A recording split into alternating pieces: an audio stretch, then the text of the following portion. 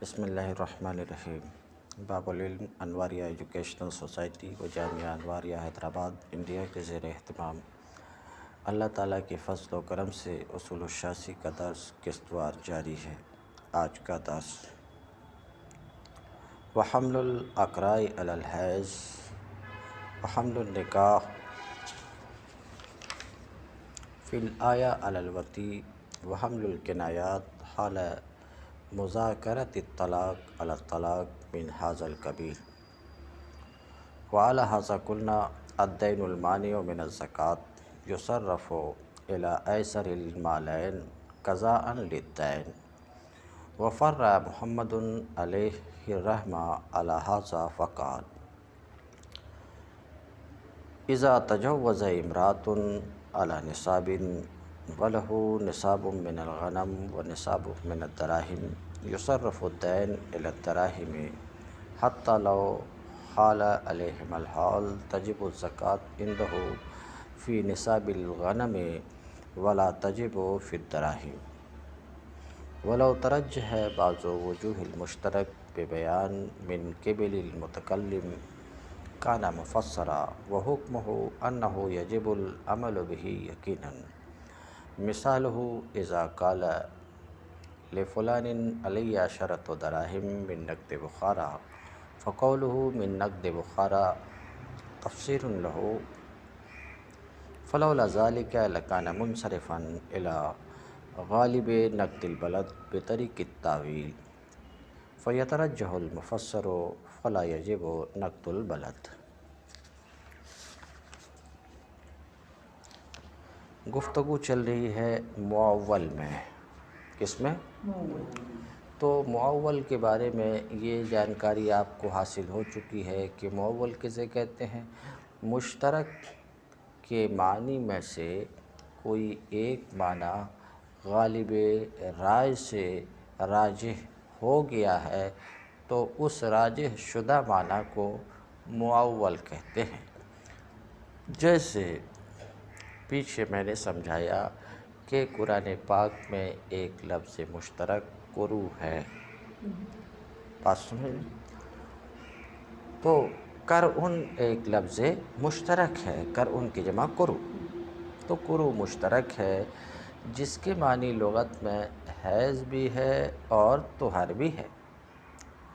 تو احناف قرو سے مراد کیا لیتے ہیں؟ حیض غالب رائے سے، بات سمجھ رہے ہیں؟ تو لفظ قرو بمعنی حیض احناف کے نزدیک غالب رائے کی وجہ سے، کچھ دلیل کی وجہ سے، بات سمجھ رہے ہیں؟ تو لفظ قرو حیض میں معول ہے۔ لفظ قرو حیض میں کیا ہے؟ معول، سمجھ گیا؟ تو معول کا کیا مطلب؟ مشترک کے معنی میں سے کوئی ایک معنی غالب رائے سے راجح ہو گیا تو اس راجح شدہ جس معنی میں راجح ہوا اس معنی میں وہ لفظ معول ہے، بات سمجھ رہے؟ وہ لفظ کیا ہے؟ معول ہے۔ بات سمجھ میں آ گئی؟ اتنی سی بات سمجھ گئے؟ اب دیکھو معول تو سمجھ گئے۔ کہتے ہیں لفظ اقرا کو، اقرا وہی کرعن کی جمع قرو بھی آتی ہے، اقرا بھی آتی ہے۔ لفظ اقرا یعنی لفظ قرو کو حیض پر محمول کیا جانا، لفظ قرو کو حیض پر مطلب لفظ قرو کو حیض کے معنی پر محمول کرنا۔ دوسرے لفظ میں سمجھنے کے لیے بول سکتے ہو لفظ قرو سے حیض کا معنی مراد لیا جانا۔ اب سمجھ میں آیا کچھ؟ کہتے ہیں اقرا کو حیض پر محمول کیا جانا یعنی لفظ قرو کو حیض کے معنی پر محمول کرنا، ٹھیک ہے؟ ایک بات سمجھ میں آئی؟ اور لفظ نکاح کو حتی تنکح میں جو نکاح ہے، حتی تنکح زوجا غیرہ تقریر گزر چکی، یہاں تک کہ وہ عورت اس کے سوا دوسرے مرد سے نکاح کرے، بات سمجھ رہے؟ تو یہ تو ایک ترجمہ ہوا۔ تو یہاں پر جو تنکح ہے، سمجھ رہے؟ لفظ تنکح ہے، تنکح نکاح سے بنا ہے، تو یہاں نکاح کا، لفظ نکاح کو محمول کرنا وطی پر، جو گفتگو ہے پیچھے کی جا چکی ہے، اس لیے میں اشارہ کر رہا ہوں۔ لفظ نکاح کو کس پر محمول کیا جانا؟ وطی پر۔ تو لفظ نکاح وطی کے معنی میں معول ہے۔ کیا ہے؟ معول ہے۔ کیوں؟ اس لیے کہ لغت میں نکاح کا معنی عقد بھی ہے۔ کیا؟ جسے عقد نکاح آپ کہتے ہو، سمجھ رہے ہو؟ تو نکاح کا ایک معنی شرع میں عقد بھی ہے، بات سمجھ رہے کہ نہیں؟ اور نکاح کا معنی وطی بھی ہے۔ تو یہ لفظ مشترک ہوا عقد اور وطی کے درمیان، یہ بات سمجھ چکے؟ لیکن یہاں جو حتیٰ تنکیہ ہے، آ رہی ہے سمجھ میں؟ حتیٰ تنکیہ میں جو نکاح کا لفظ ہے، اس سے ہمارے بعض علماء مراد لیتے ہیں وطی۔ کیا مراد لیتے ہیں؟ کیوں؟ اس کی وجہ تو پیچھے کے درس میں گزر چکی، میں ادھر نہیں جاتا ہوں۔ تو لفظ نکاح سے وطی مراد لیا جانا حتیٰ تنکیہ میں، یہ بھی تاویل کے طریقے سے ہے۔ کس طریقے سے ہے؟ تاویل۔ تو لفظ کرو کو حیض پر محمول کرنا، لفظ نکاح کو حتیٰ تنکیہ میں وطی پر محمول کرنا، یہ کس گروپ سے ہے؟ تاویل کے گروپ سے ہے۔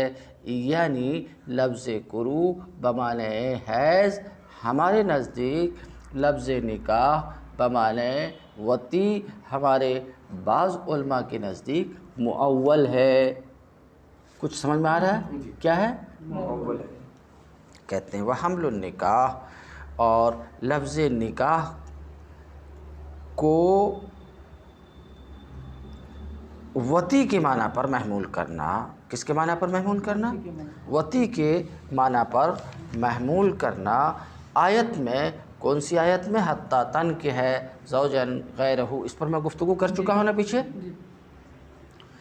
اسی طریقے سے دو بات ہو چکی، تیسری بات وحمل الکنایات حال مذاکرت طلاق علی الطلاق من ھذا القبیل۔ اسی طریقے سے کنایات طلاق کو، کیا؟ کنایات طلاق کو، یعنی وہ الفاظ جن سے طلاق کا کنایہ کیا جاتا انہیں کنایات طلاق کہتے ہیں۔ بات سمجھ رہے؟ مثال کے طور پہ اس سے پہلے یہ بات گزر چکی ہے کہ اگر مرد نے اپنی بیوی سے کہا انت بائن، انت بائن، مرد نے اگر اپنی بیوی سے کیا کہا؟ انت بائن، تو اس کے ذریعے سے اسے طلاق بائن ہوگی۔ یا اس کی جگہ مرد نے اپنی بیوی سے کہا تو میرے پاس سے چلی جا، میرے گھر سے نکل جا، اور اس سے اس نے طلاق کی نیت کی، تو اس سے طلاق بائن واقع ہوتی ہے۔ کیا ہوتی؟ طلاق بائن واقع ہوتی ہے۔ تو طلاق بائن آپ سمجھ رہے ہو؟ اب صورتحال یہ ہے کہ بات چیت، گفتگو طلاق کے بارے میں چل رہی ہے۔ کس کے بارے میں؟ میاں بیوی کے درمیان طلاق کے بارے میں بات چیت چل رہی ہے۔ مثال کے طور پہ بیوی نے اپنے شوہر سے یہ کہا تو مجھے طلاق دے دے، اور ایسے وقت میں شوہر نے کہا تو چلی جا، تو تو چلی جا سے طلاق کا بھی کنایہ ہوتا۔ تو طلاق کے مذاکرہ کے وقت جب عورت نے مثلاً مرد سے طلاق مانگا، یہ کہا کہ مجھے طلاق دے دو، اور اسی ٹائم اگر شوہر یہ کہتا ہے کہ تو چلی جا، تو بات چیت طلاق کے بارے میں چل رہی ہے۔ کس کے بارے میں چل رہی ہے؟ طلاق کے بارے میں چل رہی ہے۔ اب تو چلی جا سے طلاق کا بھی کنایہ ہوتا، بات سمجھ رہے ہیں؟ تو ایسے وقت میں جب طلاق کی بات چیت چل رہی ہے اور الفاظ کنایہ کا استعمال کیا، تو ان کنایات طلاق کو دوسرے معنی پر محمول نہیں کیا جائے گا، طلاق ہی پر محمول کیا جائے گا، اور یہ طلاق پر محمول کیا جانا تاویل کے طریقے سے ہی ہوگا، تاویل کے طریقے سے ہوگا۔ تو اب پوری بات سنو، سمجھنا ہے معول۔ تو معول میں سمجھا چکا کہ مشترک کے معنی میں سے کوئی ایک معنی غالب رائے سے راجح ہوا تو وہ ہے معول۔ اب لفظ کرو احناف کے نزدیک کس کے معنی میں ہے؟ حیض کے معنی میں ہے۔ ذرا بات سمجھو، تو لفظ کرو سے حیض کا معنی مراد لیا جانا، احناف کے نزدیک لفظ کرو کو حیض پر محمول کیا جانا، بات سمجھ رہے؟ اسی طریقے سے لفظ نکاح کو حتیٰ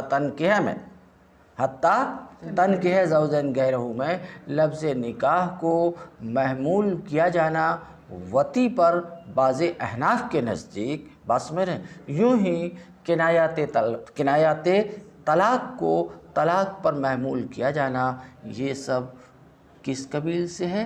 تاویل کے قبیل سے ہے۔ ان میں سے ہر ایک معنی میں، ان میں سے ہر ایک لفظ کیا ہے؟ مؤول ہے۔ بات سمجھ میں آئی؟ اتنا دیکھو، کہتے ہیں اقرا کا حیض پر حمل، لفظ کرو کو حیض کے معنی پر محمول کرنا، اور لفظ نکاح کو آیت مذکورہ حتیٰ تنکح زوجین غیرہ میں وطی پر محمول کرنا، اور کنایات طلاق مثلا انتباین، کنایات طلاق کو طلاق کے مذاکرہ کی حالت میں، سمجھ رہے، طلاق پر محمول کیا جانا، من ھذا القبیل، اسی قبیل سے ہے، تاویل کے قبیل سے ہے۔ کیوں؟ اس لیے کہ لفظ کرا مشترک ہے حیض اور طہر کے درمیان، لفظ نکاح مشترک ہے وطی اور عقد کے درمیان، اور الفاظ کنایات جیسے کہ بائن مثال کے طور پہ یہ مشترک ہے دو بات کے درمیان کہ تو مجھ سے جدا ہے، سمجھ رہے ہو، اور تو ظاہر ہے۔ تو جب کرو کو حیض پر اور نکاح کو وطی پر اور کنایات طلاق کو طلاق کے مذاکرہ کی حالت میں ان پر محمول کیا جائے گا، بات سمجھ رہے کہ نہیں؟ تو ان میں سے ہر ایک لفظ، ان میں سے ہر ایک معنی میں کیا ہوگا؟ مؤول ہوگا، یعنی کرو حیض کے معنی میں، نکاح وطی کے معنی میں، اور طلاق کے مذاکرہ کی حالت میں مرد کا یہ قول کہ انت بائن، اس سے طلاق کا واقع ہو جانا، طلاق کے معنی میں یہ کیا ہوگا؟ مؤول ہوگا۔